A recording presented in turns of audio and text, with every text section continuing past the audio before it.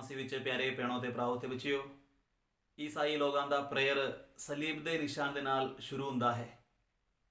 ਸਲੀਬ ਦੇ ਨਿਸ਼ਾਨ ਯਾਨੀ ਬਾਪ ਅਤੇ ਬੇਟੇ ਤੇ ਰੂਹ ਪਾਕ ਦੇ ਨਾਮ ਤੇ ਐਸੇ ਕਰਕੇ ਈਸਾਈ ਲੋਕ ਆਪਣਾ ਪ੍ਰਾਰਥਨਾ ਸ਼ੁਰੂ ਕਰਦੇ ਹਨ।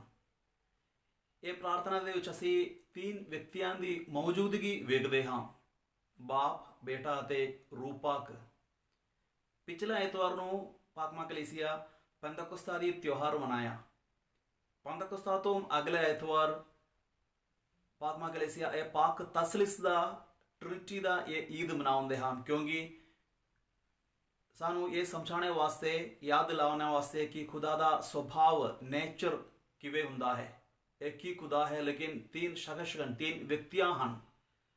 ਕਿਉਂਕਿ ਪੈਂਤੇਕੋਸਤਾ ਤੱਕ ਪ੍ਰਭੂ ਯਿਸੂ ਮਸੀਹ ਦੇ ਚੇਲਿਆਂ ਨੂੰ ਇਹ ਪਵਿੱਤਰ ਆਤਮਾ ਦਾ ਇਹ ਵਿਅਕਤੀ ਦੇ ਬਾਰੇ ਵਿੱਚ ਕੋਈ ਖਬਰ, ਕੋਈ ਜਾਣਕਾਰੀ ਨਹੀਂ ਸੀਗਾ। Hallelujah, hallelujah. ਅਸੀਂ ਵੇਖਦੇ ਹਾਂ ਪੈਂਤੇਕੋਸਤਾ ਦੇ ਦਿਹਾੜੇ ਦੇ ਵਿੱਚ ਪਵਿੱਤਰ ਆਤਮਾ ਦੇ ਨਾਲ ਮੁਲਾਕਾਤ ਹੋਣ ਤੋਂ ਬਾਅਦ ਚੇਲਿਆਂ ਦੀ ਜ਼ਿੰਦਗੀ ਬਿਲਕੁਲ ਬਦਲ ਗਿਆ। ਪ੍ਰਭੂ ਯਿਸੂ ਮਸੀਹ ਦੇ ਸਾਰੇ ਚੇਲੇ ਯਹੂਦੀ ਸਨ। ਯਹੂਦੀ ਲੋਕ ਇੱਕ ਹੀ ਖੁਦਾ ਉਤੇ ਵਿਸ਼ਵਾਸ ਰੱਖਦੇ ਹਨ। ਇੱਥੇ ਅਸੀਂ ਪਤਰਸ ਨੂੰ ਵੇਖਦੇ ਹਾਂ, ਉਹ ਵੀ ਇੱਕ ਯਹੂਦੀ ਸੀ। ਜੋ ਲੋਕ ਇੱਕ ਹੀ ਖੁਦਾ ਉਤੇ ਵਿਸ਼ਵਾਸ ਰੱਖਦੇ ਹਨ, ਲੇਕਿਨ ਸਾਨੂੰ ਸੋਚਣਾ ਚਾਹੀਦਾ ਹੈ ਉਹ ਸਾਰੇ ਕਿਵੇਂ ਇਹ ਪਾਕ ਤਸਲਿਸ ਦੇ ਬਾਰੇ ਵਿੱਚ ਉਹਨਾਂ ਨੂੰ ਕਿਵੇਂ ਜਾਣਕਾਰੀ ਮਿਲ ਗਿਆ। ਉਹਨਾਂ ਨੂੰ ਇਹ ਜਾਣਕਾਰੀ ਪ੍ਰਭੂ ਯਿਸੂ ਮਸੀਹ ਦਾ ਇਹ ਸਿੱਖਿਆ ਤੋਂ ਮਿਲਿਆ ਹੈ, ਕਿਉਂਕਿ ਪ੍ਰਭੂ ਯਿਸੂ ਮਸੀਹ ਦੇ ਚੇਲਿਆਂ ਨੇ ਸਾਰੇ ਵੇਖਿਆ ਹੈ। ਪੂਰਾ ਸੇਵਾਗਾਈ ਦਾ 3 ਸਾਲ ਦੇ ਸਮੇਂ ਦੇ ਵਿੱਚ ਪ੍ਰਭੂ ਯਿਸੂ ਮਸੀਹ ਇਕੱਲਾ ਬੈਠ ਕੇ ਪ੍ਰਾਰਥਨਾ ਕਰਦਾ ਸੀ ਪਿਤਾ ਦੇ ਅੱਗੇ, ਅਤੇ ਹਮੇਸ਼ਾ ਹੈ ਪਿਤਾ, ਇਹ ਅੱਬਾ, ਐਸੇ ਕਰਕੇ ਪ੍ਰਭੂ ਯਿਸੂ ਮਸੀਹ ਇਹ ਸਾਡੇ ਕੋਲ ਐਸੇ ਇੱਕ ਪਿਤਾ ਹੈ, ਇਹ ਯਾਦ ਦਿਲਾਉਣ ਵਾਸਤੇ ਹਮੇਸ਼ਾ ਇਹ ਐਸੇ ਕਰਕੇ ਪ੍ਰਾਰਥਨਾ ਕਰਦੇ ਰਹਿੰਦਾ ਸੀ। ਇਸ ਚੇਲੇ ਸਾਰੇ ਦੇਖਦੇ ਰਹਿੰਦਾ ਸੀ। ਅਤੇ ਪ੍ਰਭੂ ਯਿਸੂ ਮਸੀਹ ਦਾ ਪੁਨਰੁੱਥਾਨ ਤੋਂ ਬਾਅਦ ਵੀ ਪ੍ਰਭੂ ਯਿਸੂ ਮਸੀਹ ਚੇਲਿਆਂ ਨੂੰ ਯਾਦ ਦਿਲਾਉਂਦੇ ਹਨ, ਮੇਰੇ ਜਾਣੇ ਕੇ ਬਾਅਦ ਮੈਂ ਤੁਹਾਡੇ ਕੋਲ ਇੱਕ ਪਵਿੱਤਰ ਆਤਮਾ, ਇੱਕ ਮਦਦਗਾਰ ਖੱਲਾਂਗਾ, ਜੋ ਵਿਅਕਤੀ ਤੁਹਾਨੂੰ ਸੱਚਾਈ ਦੇ ਬਾਰੇ ਵਿੱਚ ਸਭ ਕੁਝ ਸਮਝਾਉਣਗੇ। ये प्रभु यीशु मसीह है पिता के बारे में, पवित्र आत्मा के बारे में, दोनों के बारे में सानू समझाਉਂਦੇ ਹਨ। विश्वास का ये सारे रहस्य प्रभु यीशु मसीह खुद चेलियां दे उत्ते प्रगट किया है।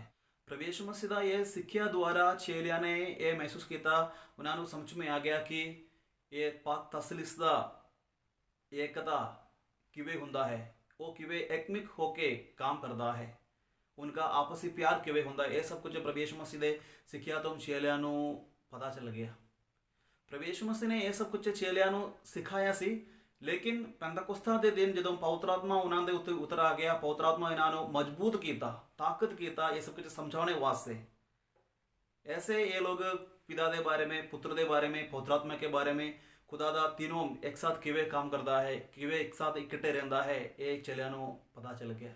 एक ही खुदा है लेकिन तीन शख्स हैं, तीन व्यक्तियां हैं, खुदा बाप, खुदा बेटा, खुदा रूह पाक। तीन व्यक्तियां हैं लेकिन एक ही खुदा है, तिन्हां दा काम भी अलग अलग है।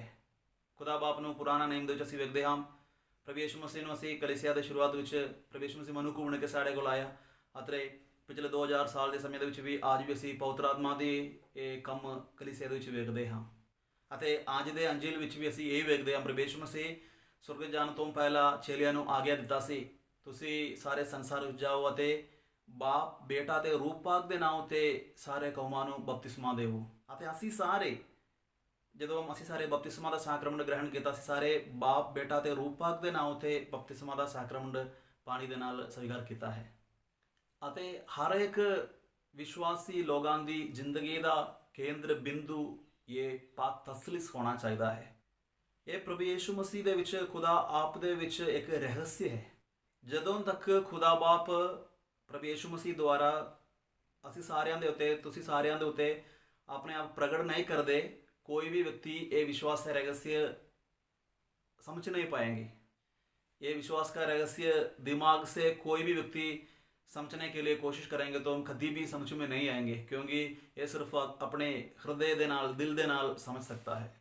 असी ये विश्वास है रहस्य ने इसलिए इस उत्ते विश्वास रखते हैं क्योंकि ये प्रभु यीशु मसीह ने खुद सानू समझाया है अते सिखाया है।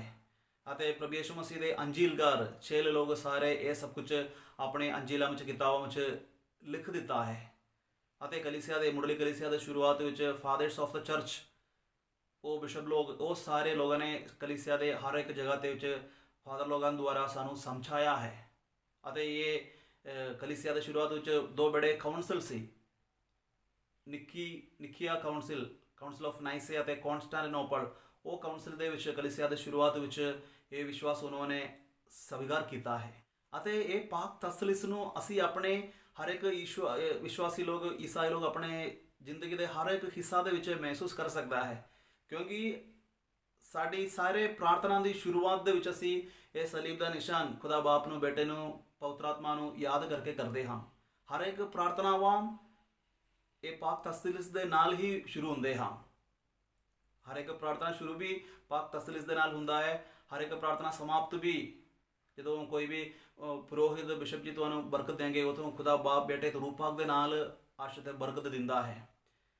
ਚਰਚ ਦੇ ਹਰ ਇੱਕ ਸਾਕਰਮੈਂਟਾਂ ਦੇ ਵਿੱਚ ਵੀ ਅਸੀਂ ਕੋਈ ਵੀ ਪ੍ਰਾਰਥਨਾ ਸ਼ੁਰੂ ਕਰਾਂਗੇ ਤਾਂ ਵੀ ਇਹ ਪਾਕ ਤਸਲੀਸ ਨੂੰ ਅਸੀਂ ਮਹਿਸੂਸ ਕਰਦੇ ਹਾਂ। ਜਦੋਂ ਕੋਈ ਵਿਅਕਤੀ ਦਾ ਬਪਤਿਸਮਾ ਹੁੰਦਾ ਹੈ, ਇਸ ਤਰ੍ਹਾਂ ਦੱਸਿਆ, ਮੈਂ ਤੁਹਾਨੂੰ ਖੁਦਾ ਬਾਪ, ਇਸਕੇ ਬਾਅਦ ਪਾਣੀ ਡਾਲਤਾ ਹੈ, ਬੇਟੇ ਅਤੇ ਰੂਹ ਪਾਕ, ਤਿੰਨ ਵਿਅਕਤੀ ਦੇ ਨਾਮ ਤੇ ਦਿੰਦਾ ਹੈ।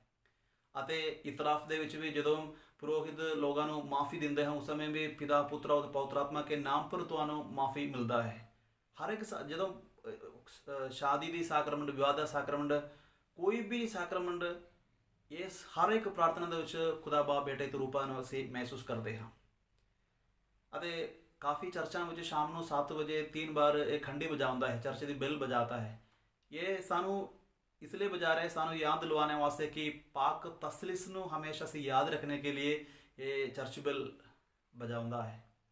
ਅਤੇ ਅਸੀਂ ਵੇਖਦੇ ਹਾਂ ਹਰ ਇੱਕ ਪ੍ਰਾਰਥਨਾ ਕਰਨ ਤੋਂ ਬਾਅਦ ਵੀ, ਭਾਵੇਂ ਤੁਹਾਡਾ ਘਰ पे ਹੋਵੇ, ਚਰਚ में ਹੋਵੇ, ਕੋਈ ਵੀ ਛੋਟਾ ਸੰਗਤ ਹੋਵੇ, ਹਮੇਸ਼ਾ ਕੋਈ ਵੀ ਤੁਹਾਨੂੰ ਬਰਕਤ ਦੇਣਗੇ ਤਾਂ ਖੁਦਾ ਬਾਪ, ਬੇਟਾ ਤੇ ਰੂਹ ਪਾਕ ਤੁਹਾਨੂੰ ਬਰਕਤ ਦੇਵੇ। ਐਸੇ ਕਰਕੇ ਅਸੀਂ ਪ੍ਰਾਰਥਨਾ ਸਮਾਪਤ ਕਰਦੇ ਹਾਂ। ਇਹ ਪਾਕ ਤਸਲੀਸ ਹਮੇਸ਼ਾ ਸਾਡੀ ਜ਼ਿੰਦਗੀ ਦੇ ਵਿੱਚ ਹੈ, ਖੁਦਾ ਬਾਪ, ਬੇਟੇ ਤੇ ਰੂਹ, ਕਿਉਂਕਿ ਉਹ तीनों एक है। 3 व्यक्तियां हम लेकिन एक ही खुदा है। ऐसी दिमाग से किताब पढ़ के समझने के लिए कोशिश करेंगे तो हम कभी भी सानू समझ में नहीं आएंगे। इसलिए ये विश्वास रहस्य साढ़े उत्ते प्रगट होने वास्ते असी ये दिल में इच्छा रखना चाहिए है, प्रार्थना करना चाहिए है। ये पाक तसलीस ਨੂੰ ਅਸੀਂ ਪੁਰਾਣਾ ਨੇਮ ਦੇ ਵਿੱਚ ਅਸੀਂ ਜ਼ਿਆਦਾ ਵੇਖ ਨਹੀਂ ਸਕਦੇ, ਲੇਕਿਨ ਨਵਾਂ ਨੇਮ ਦੇ ਵਿੱਚ ਅਸੀਂ 2-3 ਜਗ੍ਹਾ ਤੇ ਵੇਖਦੇ ਹਾਂ। ਜਦੋਂ ਪ੍ਰਭੂ ਯਿਸੂ ਮਸੀਹ ਦਾ ਜਨਮ हुआ ਉਸ ਸਮੇਂ ਖੁਦਾ ਬਾਪ ਆਪਣੇ ਫਰਿਸ਼ਤੇ ਨੂੰ ਭੇਜਦੇ ਹਨ ਤੇ ਫਰਿਸ਼ਤਾ ਦੱਸਦੇ ਹਨ, ਪਵਿੱਤਰ ਆਤਮਾ ਤੁਹਾਡੇ ਤੇ ਉਤਰ ਆਵੇਗੀ ਅਤੇ ਤੁਸੀਂ ਇੱਕ ਬੱਚਾ ਪੈਦਾ ਹੋਵੇਗਾ। ਦੇਖੋ, ਪਵਿੱਤਰ ਆਤਮਾ, ਖੁਦਾ ਬਾਪ, ਪ੍ਰਭੂ ਯਿਸੂ ਮਸੀਹ तीनों एक साथ हो गया। ਇਸੇ ਤਰ੍ਹਾਂ ਜਦੋਂ ਪ੍ਰਭੂ ਯਿਸੂ ਮਸੀਹ ਦਾ ਬਪਤਿਸਮਾ ਦਾ ਵੇਲੇ ਹੋ ਗਿਆ, ਉਸ ਸਮੇਂ ਵੀ ਸੁਰਗ ਖੁੱਲ ਗਿਆ, ਸੁਰਗ ਤੋਂ ਪਿਤਾ ਬਾਪ ਦੀ ਆਵਾਜ਼ ਸੁਣਾਈ ਪੜਾ, ਪਵਿੱਤਰ ਆਤਮਾ ਦੇ ਰੂਪ ਦੇ ਵਿੱਚ, ਕਬੂਤਰ ਦੇ ਰੂਪ ਦੇ ਵਿੱਚ ਪਵਿੱਤਰ ਆਤਮਾ ਉਤਰ ਆ ਗਿਆ। ਉੱਥੇ ਵੀ ਅਸੀਂ 3 ਵਿਅਕਤੀਆਂ ਨੂੰ ਅਸੀਂ ਵੇਖਦੇ ਹਾਂ। ਪ੍ਰਭੂ ਯਿਸੂ ਮਸੀਹ ਸੁਰਗ ਜਾਣੇ ਸੇ ਪਹਿਲੇ ਵੀ ਇਹ 3 ਵਿਅਕਤੀਆਂ ਦੇ ਬਾਰੇ में ਸਾਨੂੰ ਯਾਦ ਕਰਵਾਇਆ, ਤੁਸੀਂ ਜਾਓ ਅਤੇ ਖੁਦਾ ਬਾਪ, ਬੇਟਾ ਤੇ ਰੂਹ ਪਾਕ ਦੇ ਨਾਮ ਤੇ ਬਪਤਿਸਮਾ ਦਿਓ।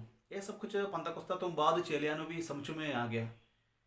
ਇਹ ਵਿਸ਼ਵਾਸ ਕਰ ਅਸੀਂ ਸਾਰਿਆਂ ਨੂੰ ਸਮਝ में आना चाहिए तो ਅਸੀਂ ਵੀ ਖੁਦਾ ਦੇ ਸਾਹਮਣੇ ਬੈਠ ਕੇ ਵਿਸ਼ਵਾਸ ਦਾ ਇਹ ਵਰਦਾਨ ਮਿਲਣੇ ਵਾਸਤੇ ਜ਼ਰੂਰ ਪ੍ਰਾਰਥਨਾ ਕਰਨਾ ਚਾਹੀਦਾ ਹੈ। ਇਸ ਲਈ ਜਦੋਂ ਅਸੀਂ ਸਾਰੇ ਪ੍ਰਾਰਥਨਾ ਕਰਨ ਦੇ ਵਕਤ ਇਹ ਯਾਦ ਕਰਦੇ ਹੋਏ ਪ੍ਰਾਰਥਨਾ करने वास्ते कोशिश करिए कि खुदा बाप, बेटा ते रूह पाक हमेशा साढ़े नाल हुंदा है। इसलिए आप भी खुदा बाप ਅਤੇ बेटा ते रूह पाक ਦੀ ਬਰਕਤ ਹਾਸਲ करने के लिए हमेशा कोशिश करिए। प्रभु यीशु मसीह ਦਾ, खुदा बाप ਦੀ, पवित्र आत्मा ਦੀ आशीर्वाद बरकत हमेशा ਤੁਹਾਡੇ ਨਾਲ